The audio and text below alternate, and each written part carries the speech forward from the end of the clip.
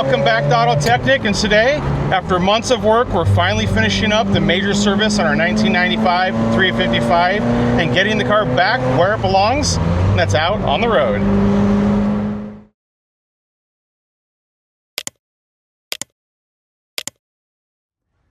So we are on the tail end of this major service on this 355, and in the last video we almost had it finished up until I ran into that one issue, that one roadblock that required me to order more parts, and that is a cracked exhaust flange. I think it might be this one right there. It cracked when I was trying to get it installed over our new test pipes. And if you recall, the existing test pipes that were in the car, they're really crunched down here, those slide on, but these are also the wrong diameter. They're too small in diameter, so we were not able to get these secure, and if you tighten these ears down much more, they will fracture and crack. These are the stock factory exhaust flanges. They are cast. They are known to crack and fail. You can see here, previously they tried tack welding these on to solve this problem. That didn't work. So we did buy the new test pipes here, which are a larger diameter. And when I was trying to get that installed, that cracked, which really was frustrating for me because that pretty much stopped me in my tracks. You can see here, we have new flanges on. These ones fit, no problem whatsoever. And these are the Hill Engineering flanges. These are billet, a much superior part with the fact that it's billet versus cast. And also, if you look around those ears, there's a lot more material there, and it's also radius, so it has a lot more ability to handle the stress and not create fatigue areas or weak areas and crack, unlike the factory ones where you look and they're undercut right there. So we got those on. You can see I already installed them and slid them on, and that's really where we're at. We're going to pick up where we left off from the last video. I'm going to work to get these test pipes installed. I'm going to have a lot of work ahead of me getting all this exhaust readjusted. I'll have all new hardware, all new gaskets. I'm going to get that taken care of. Then we're going to get our air boxes installed. I will say that in between now and the last video, I did run through and put power steering fluid in the car, filled the car with oil, filled the gearbox with gear oil. I did not fill the car with coolant because I ran a vacuum on my coolant tank and it was not holding a vacuum. I use a vacuum fill to fill these cars, and that is one of the key benefits of using a vacuum fill is I could not maintain a vacuum, which told me I had a leak. I ended up finding that the heater valve up in the front of the car was actually leaking itself. And I will note that when the car came in, that heater valve was bypassed. And I talked to the client and I'm like, I have no idea why it's bypassed. Maybe because it was a track car and he didn't want a heater and he didn't want, any hot water or coolant in the heater core itself, then that blowing warm air on him. So we went and plumbed everything back to factory. Once I put that vacuum on it, I could see that that valve was leaking. So they bypassed that valve because it was leaking and they didn't want to replace it, and it was a track car. This car lives in Houston, Texas. I talked to the owner when we first had that conversation. He wasn't overly worried about it, but we figured since the coolant was out of the car, let's give it a shot, reconnect it, and see if it works. Well, we got all the answers we need now, so I undid the work and re-bypassed the heater valve, and then I put my vacuum tooling back on the car to pull a vacuum on the coolant system, and it was much better. I was able to pull a deeper vacuum, which was good, but it did not hold the vacuum. It bled down again. So I switched my coolant pressure tester and started investigating, and I actually found that this piece of the coolant expansion tank is leaking right up here where they join together. It's kind of hard to see, but I'm not sure how they're bonded on because the coolant tank kind of rolls in and under. And they're probably soldered on, I imagine. And you can notice that all the powder coat and paint is worn off all the way around the perimeter of that, so it's probably been leaking and causing all that damage for a while, which is strange because I pressure tested the coolant system when we did our inspection on the car, and only the right hand radiator was leaking. There was nothing leaking from the expansion tank. So long story short, it was far cheaper to buy a used expansion tank than it was worth it to invest any time to try to repair this expansion tank. I found that today. So the exhaust clamps came today, and I thought I was going to be free and clear. And lo and behold, we had another issue. So I think what I'm going to do, I'm probably going to focus on getting the exhaust put back in, get the air boxes put back in. And I actually think I might still end up filling the car with coolant, but I'll probably underfill it a little bit so there's not a lot of coolant in the expansion tank. That's going to allow me to get the car running. That'll allow me to, give the car a look over, make sure everything's good, get the AC charged, and get the ITBs synchronized. And that way, once I have all those items done, I can button up the rest of the car, put the under trays on, the wheel wells, liners. I can get everything taken care of. I can put the bonnet back on. And then once that coolant expansion tank comes, I'll be able to just swap that out with the new one, put that in, button it up, and call it good. And then top off the coolant level. So if I underfill it just a little bit, where there's just a little bit in that expansion tank, not much at all, I think we'll be good. Because I got other cars in the shop to work on. I can't have this one sitting here on the lift. So I'm going to jump into it. I'm going to go ahead, start cracking on this exhaust, and I'll see you guys back probably once this car is assembled and ready to fire it up for the first time in a couple months. So I'll see you guys here shortly. So we have our test pipes in. All of our exhaust is assembled and adjusted, installed. It's now nice and tight, no movement whatsoever. And we have good alignment with our exhaust tips on our bumper, which I will say on 355s, it's actually pretty tricky because the way the tips are welded to the muffler itself. You adjust one tip, it's going to affect the other tip. So it's a little bit of an act, a little dance act. You get everything adjusted. We have everything bolted on. It's tight. EGT's in, O2 sensors in. Our bypass pipe is in with our valves. It's all reassembled. With all the exhausts installed back into the car, it's time to focus our attention on getting our air boxes cleaned up and getting those reinstalled into the car. Well, we are 99.9% of the way there. You can see that we got our air boxes reinstalled. I did replace these boots on both sides. They were cracking and deteriorating. We caught that on our initial inspection. This car has K&N air filters, so I did take those out, clean them, and re-oiled them for the client, so those are taken care of. And some of you with a keen eye might realize that we don't have the heat shield here that sits over the muffler. That was missing on this car when it came in. That is something I also talked to the client about. But because these air boxes are so incredibly easy to pop out, I told him that you just might want to wait and see if you can find a used one for a reasonable price, and then you can install that later on down the road. There's really no sense on having me do that here now. So we left that as is, but the engine is fully assembled. Everything's back together. The only exception is our coolant expansion tank. And well, you might notice that I got the car over here on Go Jacks. I actually have the lift arms out from the car. And that is because I made the decision, rather than to try to fill the coolant expansion tank up low and run the car and balance ITBs and really finish those last of the loose ends, it wasn't going to buy me any time on getting this car repaired quicker, because we're still waiting on that coolant expansion tank, and it's still going to take me roughly a day to button the car up anyways once I'm to that point. And really, I wanted to move on and get this 458 inspected, because that's going to allow me to get this car inspected, revise the estimate, talk to that client, and we may need to order any additional parts and get that scope of work locked in. And I can bounce back to this 355 once I have this car inspected, and I'm actually working with the client to finalize that scope of work and ordering parts. So it's really a workflow thing. It's going to be more efficient for me to jump on this real quick, even though I'm going to have to move the cars on and off the lifts a couple times, play Tetris in the shop here a little bit more than I want to. But that is the plan. So for now, 355 is going to get moved in the corner. It's going to be on the back burner for a bit until our coolant expansion tank comes in. And then once I have the lift free and clear, we're going to get the 355 back on the lift. We'll swap out our coolant expansion tank, get the car filled with coolant, and we're going to do the first fire up of the car, set our oil level, balance our ITVs, button everything up, and get the car out on the road for its final test drive. So I'll see you guys back here in a couple minutes once we have those parts on hand, and we're continuing on with our 355. I'm back, and new used coolant expansion tank is in hand. Hopefully this one's going to seal up for us and not give us any troubles. It looks a lot nicer than the one we have on the car. Our finish is staying on.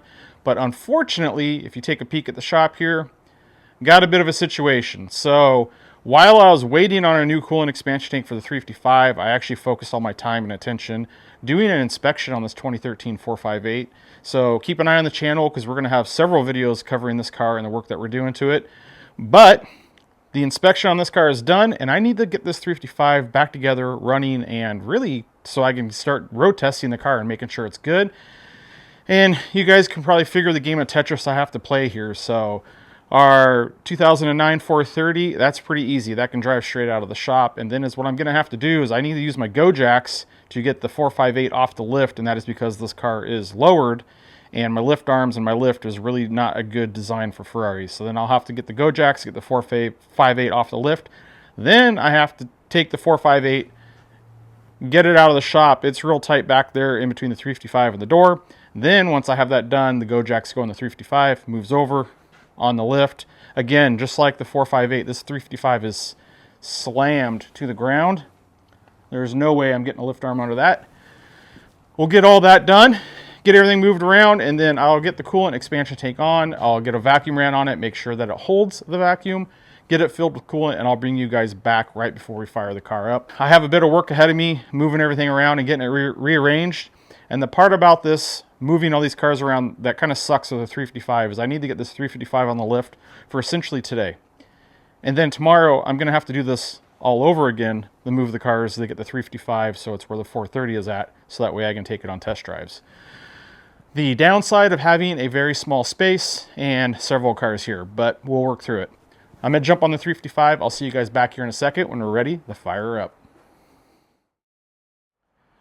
We are there. The new coolant expansion tank is installed into the car. We held a vacuum no problem, so I was able to fill the system with coolant, ensured that we had no further leaks. You know, as I was working through this, I was kind of thinking about it, wondering, man, how did I miss this? It kind of was bothering me. Why did I miss that this tank was not holding pressure? Because I did pressure test this before, when we did our initial inspection, before we pulled the car apart. And I was looking back, reflecting on that, realizing when I did the coolant pressure test that my right-hand radiator was leaking pretty immediately, and it was fairly significant. So I took the coolant pressure tester off real quick so I didn't make a huge mess, and I saw that leak. And I think that didn't give this enough time for it to show the leak in it. I knew the coolant level, it was a little low, but it was still had enough in there where it should have been leaking. So I suspect that it was probably leaking all along, because if I take our tank and show you, I showed you earlier, but you can really see where all that powder coat and paint's coming off. And you can see probably a lot better how it's kind of like it's not the same piece. It's two individual pieces. I'm not sure if they solder that or braze it, or if it's welded together. You can't really see from the inside. But that is taken care of. We have the car, as I said, it's full of fluids. It has power steering, we have engine oil, we have gearbox oil, we have coolant. We are ready to go. I actually will say the gearbox actually has ATF in it, because we're going to run that while the car's on the lift. A couple times I have a bunch of ATF to run it through and kind of do a flush in the gearbox. The reason why I'm using ATF is it's very thin, but ATF is incredibly high in detergents, and that works very effectively to go through and get all of that old metal and gunk and grime cleaned out of that gearbox. So we're going to do that while the car's here in the shop. Then I'm going to drain that out in between flushes. I'm going to do a couple flushes. Once I'm done with those, I'm going to drain it all out, and then we're going to fill it with gear oil before we actually get the car on the ground and go drive the car. So the only thing left we have to do now is fire it up. So let's crawl inside of the car and get this thing cracked off. Before we fire this 355 up, there's one thing I wanted to mention, and that's really on the sequence, or really what I do when starting the car. Because since this is an early car, it's an ME 2.7 car, the fuel pumps won't run in prime unless it sees engine RPM. So we have to crank the car, prime the fuel pumps, and get fuel into the system, the fuel rails, and the injectors. Now we replaced the fuel filters. I took the injectors out, serviced them, and cleaned them. So there's no fuel anywhere. So it's going to take a while of cranking, a bit of cranking, to get fuel up into the injectors to get this to fire. Also, it's not all going to get there at the same time. So typically what happens, we have a long crank, and then we're going to pick up a couple cylinders, and it's going to kind of run. And I don't like to have these fire up when they're only running on a couple cylinders. I think it just is a little bit harder on the engine than it needs to be. So once the car starts to fire up and it's starting to hit and get on a couple cylinders, I'll actually shut the key off and then start the car again. That usually solves my problem with fuel, getting the fuel up in there where the car can start up, run on all 8, and run cleanly. So I just wanted to mention that before I go through this procedure to start the car here, so that way you guys aren't wondering what I'm doing, because it's a lot of times once it starts to fire, I'd shut the key off, then go and restart the car. Let's see how it goes.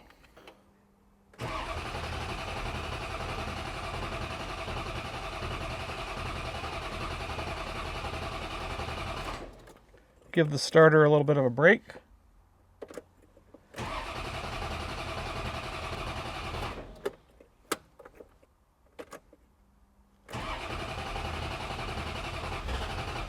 There we go. Caught on a couple cylinders. You got to crank these so long, it makes me nervous on putting way too much heat into the starters.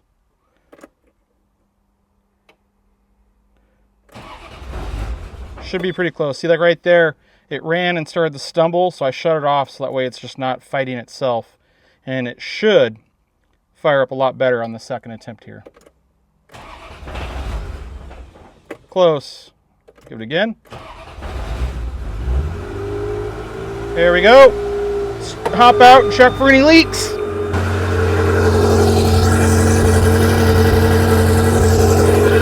Good.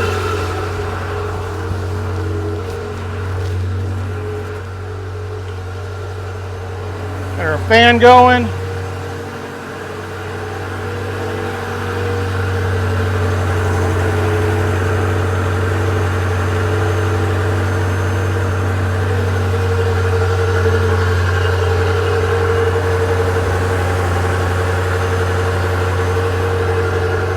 Okay, I'm going to set you guys down so I can focus on making sure my fluids are good. I have no leaks. Let this run, come up to temperature, give it a good look over. I'm going to bring you guys back so we can go through and synchronize the ITBs. So let's get you guys up to speed with where we're at on our 355. I let the car run and idle. I brought it up to temperature, and I was really focused on making sure the car had oil pressure, there was no leaks, all the fluid levels were set. You know, got up to coolant temp, the fans are running. So that's why I set you guys down so quickly, because it's kind of distracting when I'm trying to talk you guys through things in film versus focusing my entire attention on the car. So I brought you guys along for the startup, then we jumped off and I ran the car, got it up to full operating temperature. Like I mentioned, I made sure all my fluid levels are good. As always, my oil level, that is the last thing I do. I will set my oil level after I'm done taking the car on a test drive, bring it back in the shop. I know that I have 8 quarts of oil in the car, so I have more than enough oil, but I don't set the oil level in here because I want to have the car exercised, I want to use it, but I want it up the absolute full operating temperature, and then that's the last thing I'll do is set the oil level. Coolant is good, and yeah, like I said, it ran good. There was no leaks from the car. We were in the car, ran it through the gearbox, through the gears, everything was good. Shifter linkage is all adjusted fairly nicely right now. I will mention, there's an asterisk, we have ATF in the transmission, not the gear oil. So I'm going to basically come back once the gear oil is in the car and be sure that that gear shifted, or the shifter is adjusted properly, because the difference of ATF versus gear oil on the synchros and the ease of going in and out of gear is a fair difference. So we want to be sure that that's all set up and just right with the gear oil that's going to be running in the car. And you can see that we have all of my silicone hoses here. We have my mercury columns set up, so that way we can start working on synchronizing the ITBs. And this is part of all of my services that I do when I do a major service on a 355, or actually I should say any major service on the 456s, 550s. You do, or you can synchronize the throttles from bank to bank. 575s, they're electronic, you can't. So I do that as well, but you're only using 2 vacuum hoses. There's no ITBs here. But anyways, you can see that we have it set up with actual mercury here, and is what we're going to be doing is running the car at idle. I'm going to have our idle valves on both sides disconnected. You can see I have the SD1 here already set up to the car for both NCMs, and I have it set up so that way I can monitor the idle speed of the engine, and that way when I'm synchronizing the throttles, I can ensure that the engine is at the correct idle speed. So I'm really going to just be using this as an RPM display. You can see everything's set up right here to where it's going to be easy for me to watch when I'm working on this side of the engine on bank 1, and also bank 2. I'll be able to peer over and glance at everything that's going on over here. We leave the coolant expansion tank loose. I'm going to find something to get this propped up and out of the way so I have room to get to my linkage. And I will take the throttle cable back out of the linkage for now and disconnect the throttle cable from the car. And then we're going to work through and make all of our adjustments and equalize all the ITBs. And the last 355 I did a great video, very in-depth, walking you guys through that process. Today, I think is what I'm going to do is just throw on a camera, give you guys a POV view. We're going to knock this out real quick, and that way it's going to allow me to get all this stuff bolted down, finalized, and getting this car a lot closer to getting out and on the road.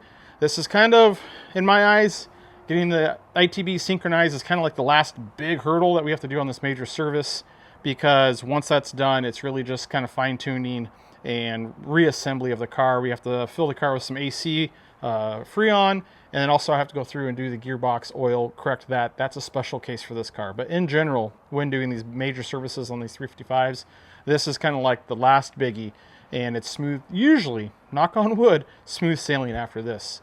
So let's get the camera set up, get the car running, and start working through this ITB balance.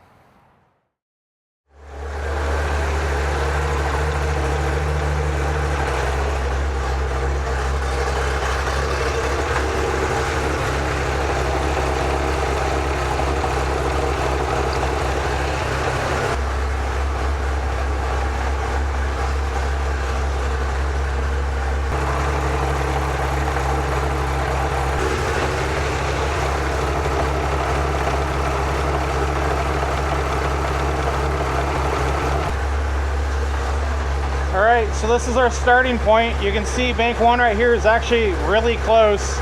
Bank 2 a little ways off, and we're gonna pair them up. So it's cylinder 1 and 2 we're gonna pair together, 3 and 4, which they're pretty much exactly on. We're gonna pair these 2 cylinders again, and then once I have all pairs paired together, I pair right here, it'd be 5 and 6, the 7 and 8, and then I pair 1 and 2, the 3 and 4. Once I have those paired, I pair the 2 banks together. So you can see we take little steps. And this one, not too far off. And if we're looking right here, this is cylinder 1, this is cylinder 2. We can't add vacuum. Obviously, more vacuum is gonna pull harder. So we're gonna leave number 1 the way it is. All bleed screws or adjustment screws are screwed all the way in. So we're gonna come to number 2 and open that screw up a little bit, and that's going to reduce our vacuum, and we're going to try to get number 2 to match number 1 the best we can. Same thing here on 3 and 4. It looks like 3's just a skosh higher than 4, so we're going to try to get those as equal as we can. You can see they move, which is normal, but we're going to get it as close as actually possible. So we're going to come to 2, and our adjustment is for 2 is right up in there. Our ITB. We have terrible visibility.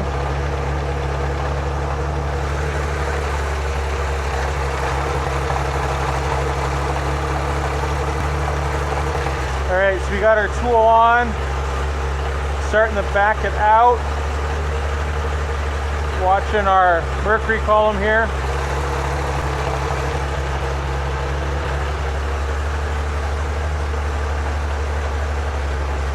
And we're kind of looking for a series of averages because it's always moving. So it looks like we need to go in a little bit.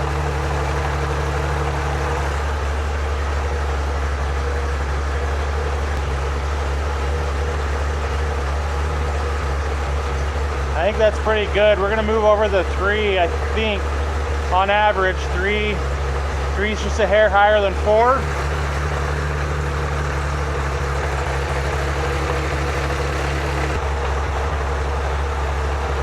This isn't going to take much at all.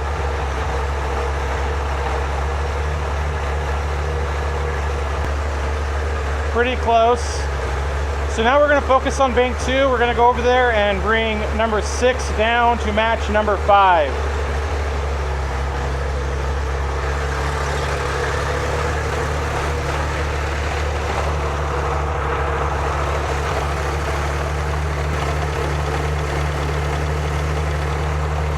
Alright, that's good. So now we're looking over, and 7 is definitely a bit higher than 8 on average. So we're going to come over and make our adjustment to 7. That looks pretty good. Now that we have 1 and 2 synchronized pretty close, 3 and 4, 5 and 6, 7 and 8. Now we're going to start focusing on getting 5 and 6 as a pair, synchronize the 7 and 8 as a pair to get those equal. We're going to have to make a small adjustment here in between 1 and 2 and 3 and 4, but not much. We'll start with 7 and 8. We'll come to this screw right here. Hopefully I can get wrong size wrench.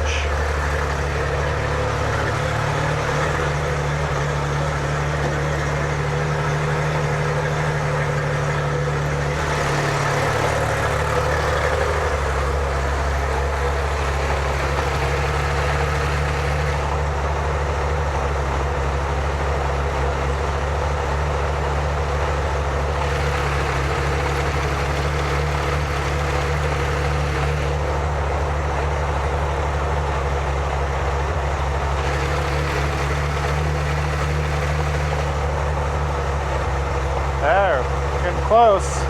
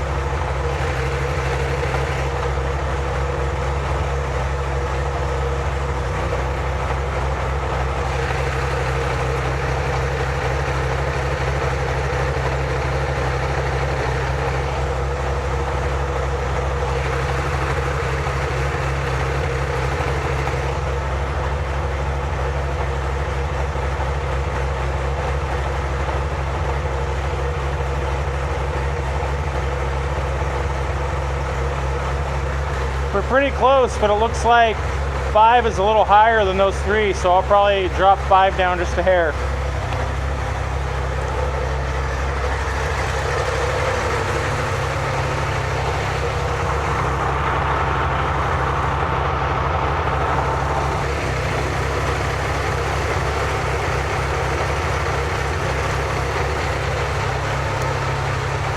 And while we're over here, I need my wrench.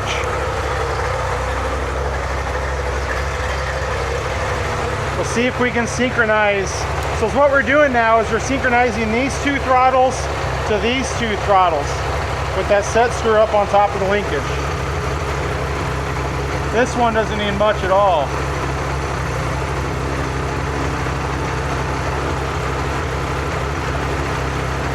Wrong way.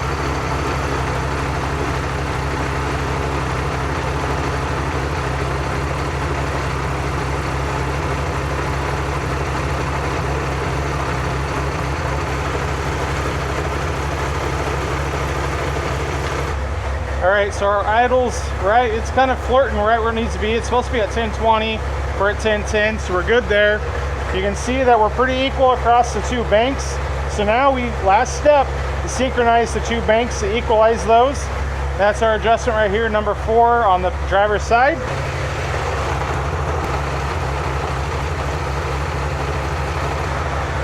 Almost there.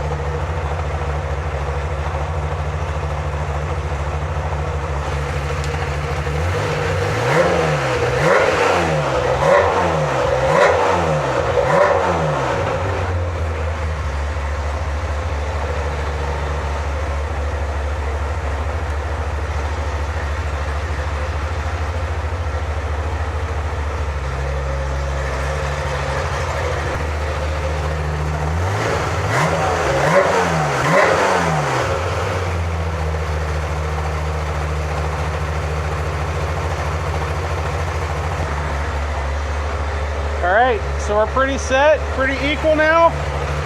Check our throttle. Make sure they come back down and equalize again.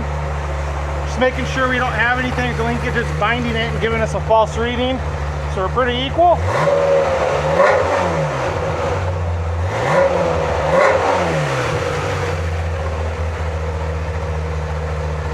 And I'm happy with that, we're pretty good. So the last step is to adjust these throttle stops right here.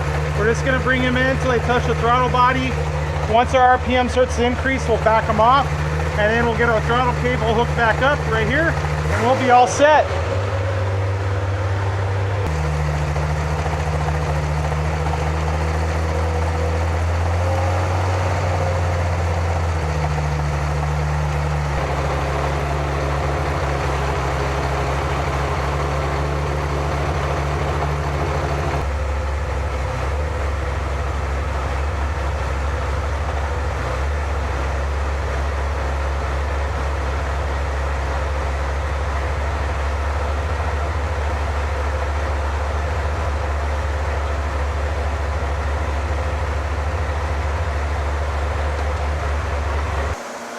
All right, everything's synchronized. The last thing I need to do is get this throttle cable put back on, which you can actually cheat and hold this open, slide it in, make sure it's on that pulley. But I need to make sure it's adjusted. You can see I don't have my set screws adjusted. So I'll get that adjusted, then we put our coolant tank down, take off my mercury columns, get the SD1 disconnected. Not too bad at all to get the ITB synchronized on these cars. It really helps once you have an understanding of what you're doing, what adjustments to make, where to make them at. It doesn't take that long to get them dialed in, and sometimes you kind of have to go back, and I always say it's kind of like a spiral and it gets tighter and tighter as you go. So you might have to make some adjustments, and then as you progress, things shift a little bit. You might have to go back and correct some of the initial adjustments that you made that tighten up that spiral. I mean, since I wasn't walking you guys through it, you know, step by step like I did on the last video. I think once I had the car running to run through and synchronize the ITBs, it took me maybe 20-25 minutes. Granted, I got time to get everything set up and I have to undo my setup, take everything off. So there's a little bit of time involved with it. But in my opinion, synchronizing and balancing the independent throttle bodies on any car that has them, but for Ferrari, we're talking 355, F40, F50, is crucial when servicing the cars. It really has a big effect on how well they run, how well they idle, and just how well the engine performs overall. It makes quite a bit of difference when it's done properly. You know, when we went through the service on this car, I took out all the adjustment valves or needles for the ITBs and replaced all the O-rings with it. So I put them all the way back in. So they are all fully closed. And it was we don't know what the car was at when it came in on its synchronization. What we had when we first fired it up, I had already manipulated it when I replaced those O-rings. And it is standard when I go and have these engines out, whether I replace the O-rings or not, I run all those needle valves all the way in, so that way that's my baseline once I fire the car up and start making adjustments.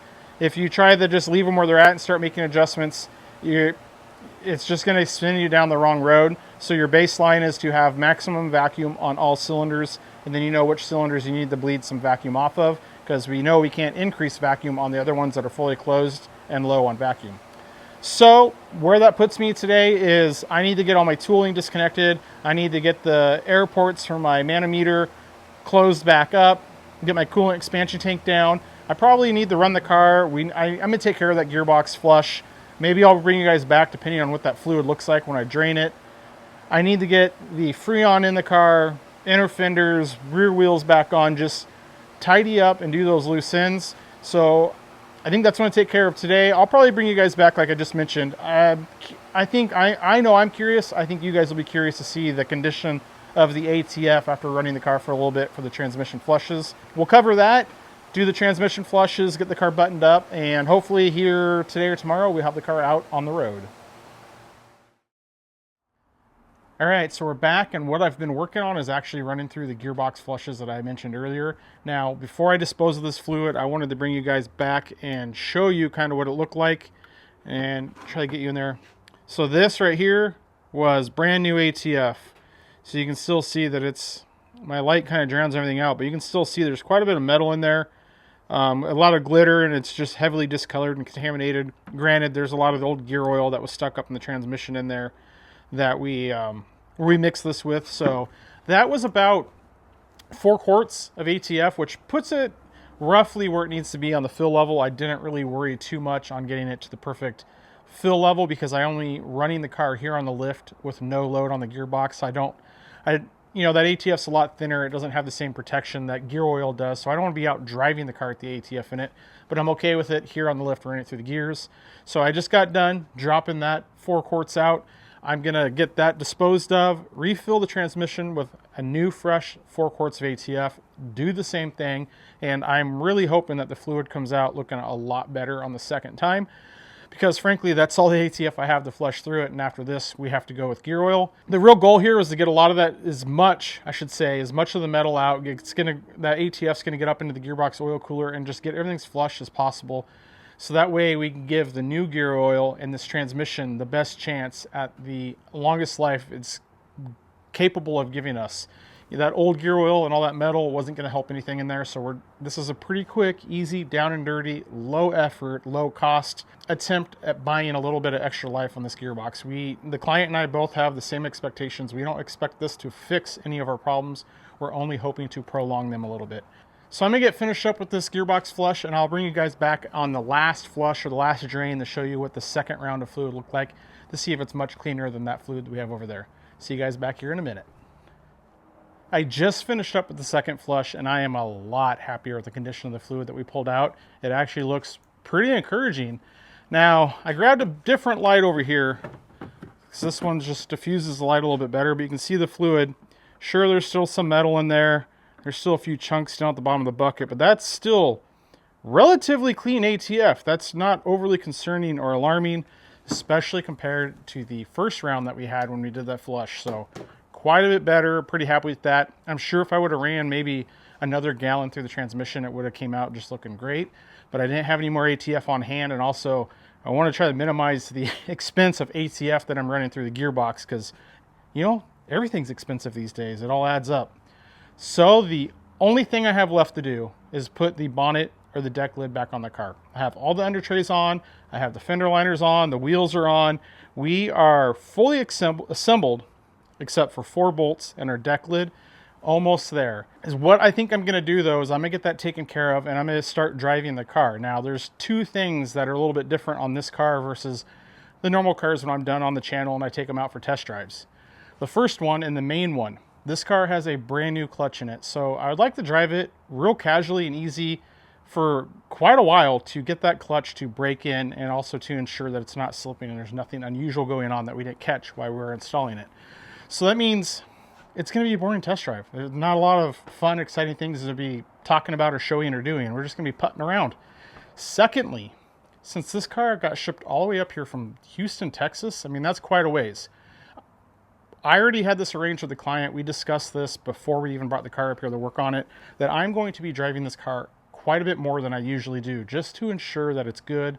There's nothing else that creeps up, nothing that pops up before we commit to shipping the car back to the client.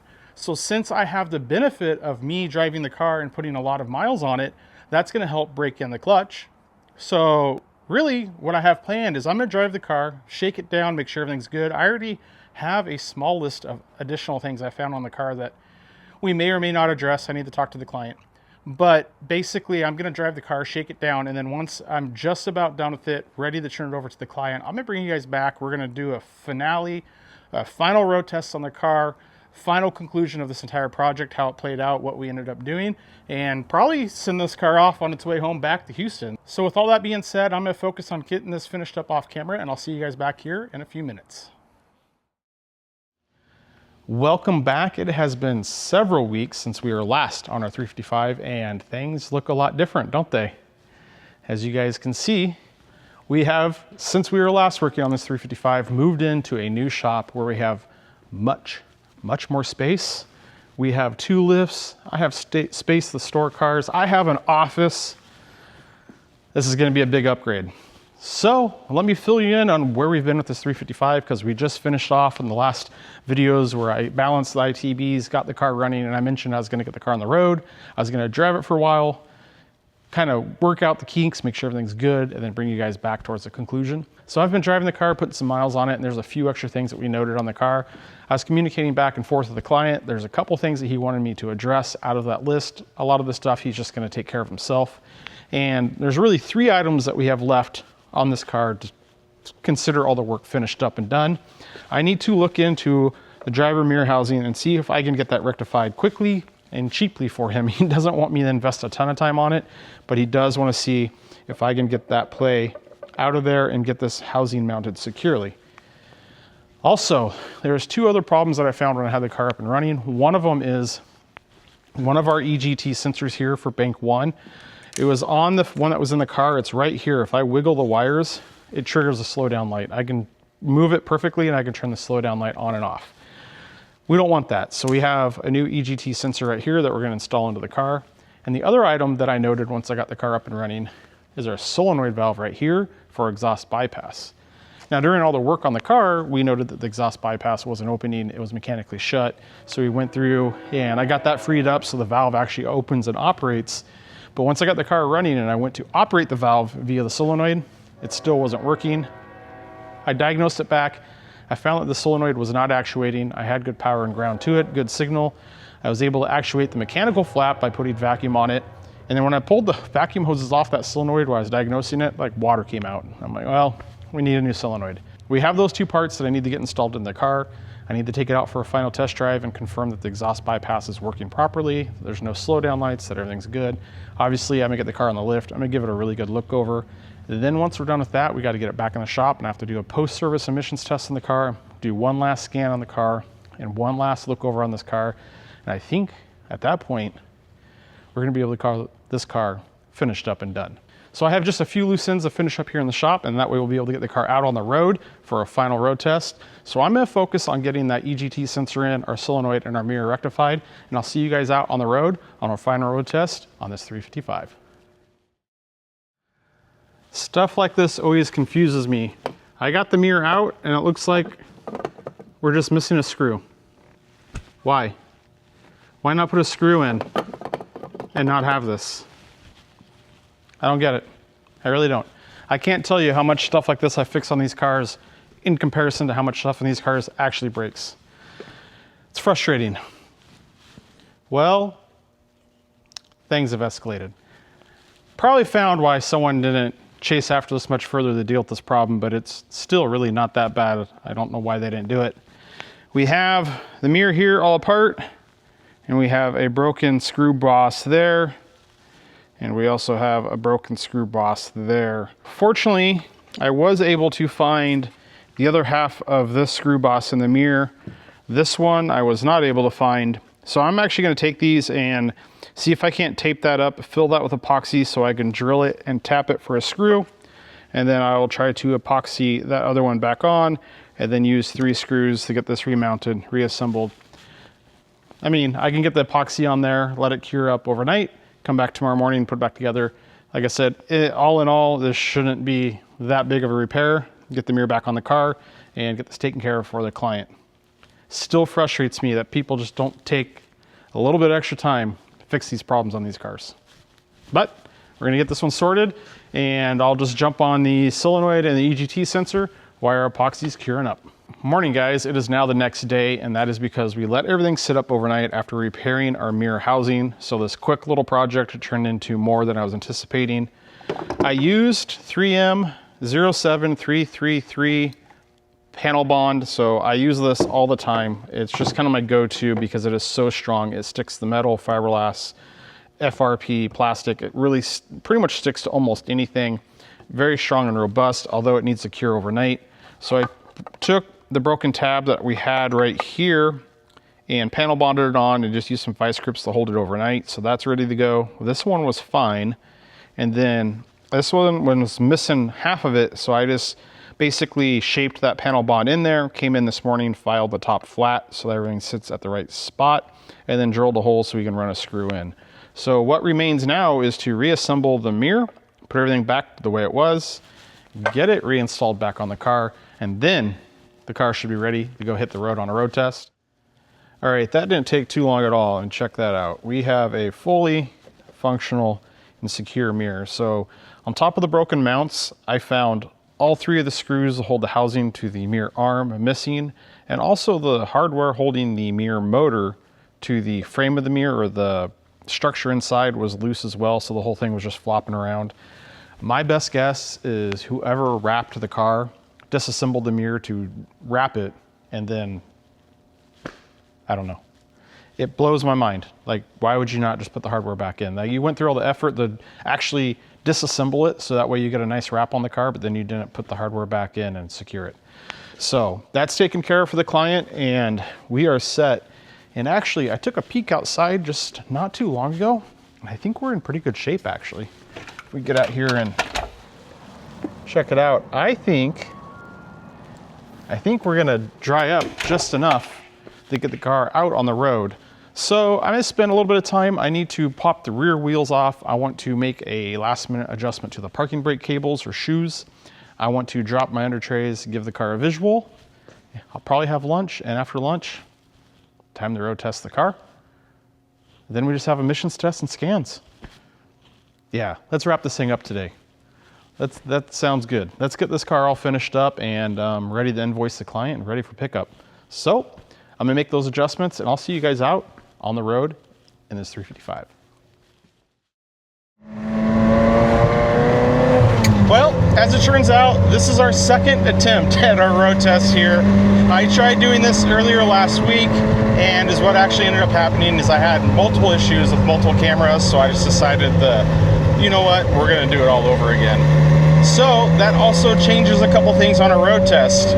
Well, for one, I've already put a couple 100 miles on this car since I finished it, so while I'm driving the car, I don't have to evaluate it as much as I normally do. because I've had plenty of seat time to do so.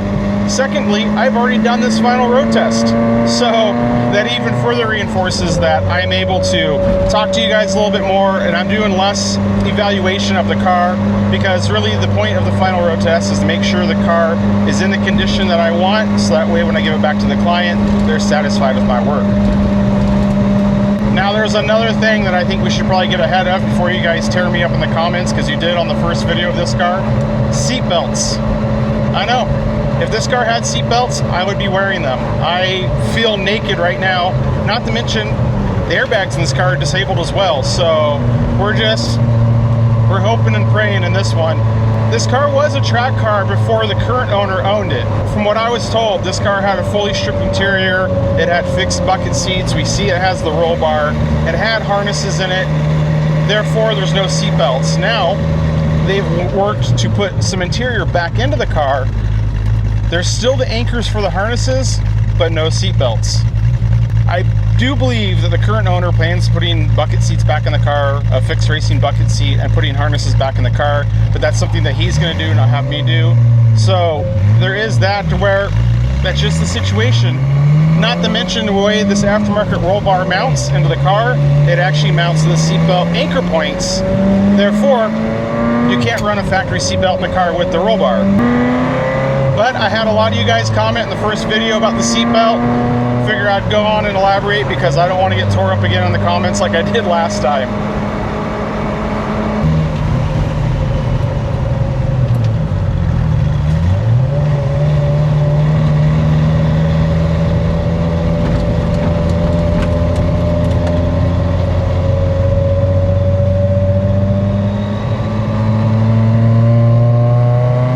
Alright, let's see how good this Tubi sounds.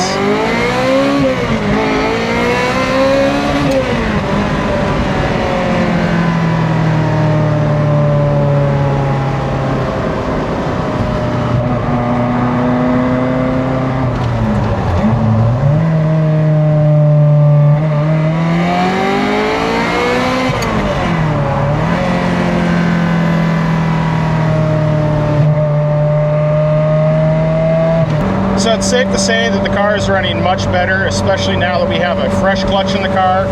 No more slipping. We're getting all the power down to the ground. It's running great, it's smooth. Oil pressure is good, temperatures are good, no warning lights. Couldn't be happier. I think this car is dialed and ready to return back to the client.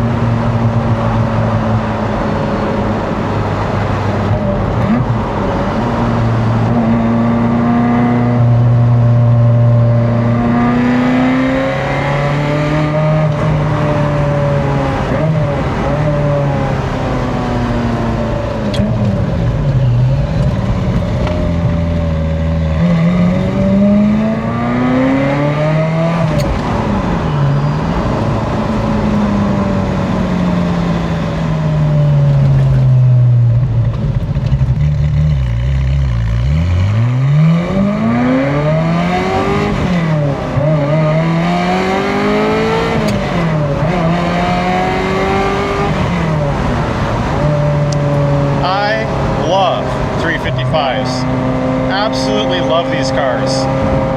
I think the best way to describe them is they're like little go-karts. They're so small, they're so nimble. Yeah, they don't have the most power in the world, especially compared to the modern cars today, but they're small enough and light enough.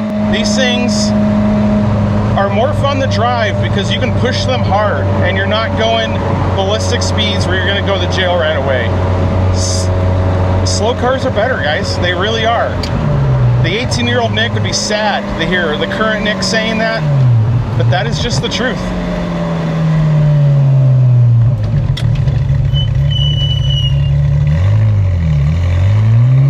Driving the car around like this in this urban environment, you know, let's say we're driving a 488 with 600 horsepower, it's pretty hard to unleash it. You're gonna need a lot of space, no one around you, confidence that no one's gonna pull out in front of you. Under 400 horsepower in a 355, You're gonna have a lot more fun in these cars.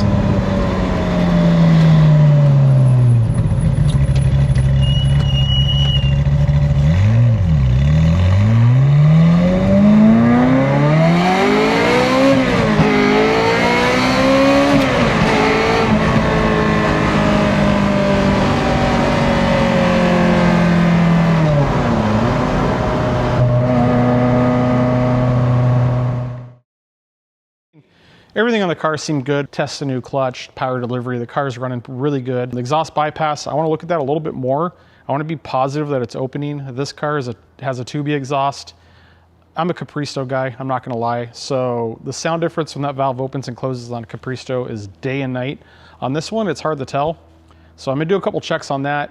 I'll probably take advantage and just stick another GoPro back there if it has enough light in the engine bay to actually watch the valve while we're driving the car, see if it works. Seems like the quickest way. But while the car's warm, I'm gonna run through. I'm getting ready to get my SD1 hooked up. We're gonna read our faults, just do the pre-service checks or the post-service checks that I normally do. Read my faults out of the NCMs, do my post-service emissions test. I'm gonna get all that knocked out right now. The car's hot. We'll finalize all of our fluid levels, oil level. So I'm gonna jump to the SD1, read faults out of the car, do my emissions test, get that stuff finalized. Let me finish up these tests and checks so that way we can effectively call this car finished. All right, so I got the SD1 back onto the car. I already ran through, checked my errors, there are no errors stored, checked my parameters, they're good, but you can see them over here in the diagnosis menu, which really is just like my actuations menu, think of it that way. We're gonna jump over here and we have the option for the exhaust bypass valve control. So keep in mind, when we did the major service, I had the mechanical valve out. I found that it was bound shut. I freed it up. I thought we were good. We also found that bad solenoid that I already replaced. Now you have to run this actuation with the car off. So I have the key on, have vacuum in the reservoir. We're gonna go ahead and hit enter here, jump over here to our valve, and hopefully you guys can see it's trying to work. Let me drop you guys in. So down there, you can see that guy was trying to move. So that tells me what I need to know. When I first did that test, the exhaust valve was actually stuck in the open position and it wasn't able to release all the way down. But that clicking you can hear is play in the mechanical valve, and that's being actuated by the vacuum from the solenoid. So we have function tested the vacuum supply, which is good. The solenoid is fixed. We knew that was bad. But unfortunately, that valve that I tried to fix when we were doing the major service is still seizing shut. I suspect that now that we've ran the car and got some heat in it, it's just not going to be salvageable, which is unfortunate. Those valves are, I think, like $1,500 used. You can buy like a Capristo one for, I think, what, $1,500, $2,000. So there's options out there to replace the valve, although it's just expensive for what it is. It's kind of a bummer. I wanted to make sure it was fully functional for the client. It's semi-functional. I tried to save it, tried to save him some money. Fortunately, it's easy to get to. It's just this bolt right here and the one underneath of it, and he needs to just replace that valve, whether it be with the Capristo one or a factory one, his calling. We tried, but the car wanted to give us a little bit more of a fight. So I'm gonna continue on, do my post-service emissions test. That's the last check I have on the car. So we'll see you guys in a few. So far, so good. We got bank one at idle and 3K recorded. You can let this stabilize here for idle on bank 2. Get that printed off. Then we'll come back, do our same test at 3,000 RPM. But initially these numbers are looking really good. Cleaned up quite a bit from post-service, or the pre-service, I should say, emissions that we ran, which is usually what we see. Once you go through, get the cam timing dialed, new spark plugs, service the fuel injectors, sync the ITBs, you see a lot of cleanup on the emissions. Not that this one is running terrible, but it's nice to see the improvement on the tail end of the service. So I'm gonna set you guys down so I can finish this up real quick.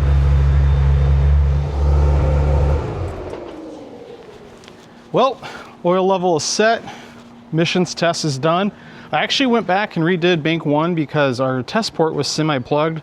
So I ran a drill bit through it, cleared it out, had a lot more flow. So I redid that emissions test just to be sure we're as accurate as possible. Again, numbers still looked pretty much the same. Set the oil level. We were just 1 quart low. Got up, it's full operating tip now, so we got that set. I already checked the coolant earlier, power steering set, gearbox oil set. I think all we have left to do on this one is then get the car cleaned up and back to the client. Now I will say this client actually initially had talked about driving the car up here, trailering the car up here and bringing it to me, meet me in person. And then he elected to have it shipped up here. And then he was gonna do that on the way back. But actually, ironically, he texted me when I was driving this car. And it sounds like he's gonna fly up here, look at the car, meet up with me, just kind of check things out.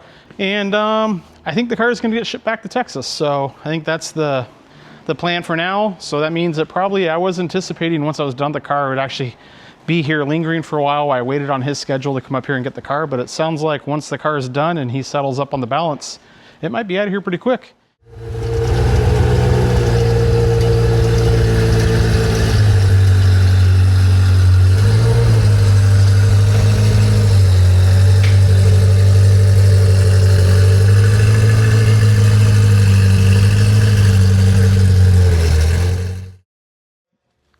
Well, just like that, in a moment's notice, you can see that our 355 got loaded up on transport and is already out of the shop.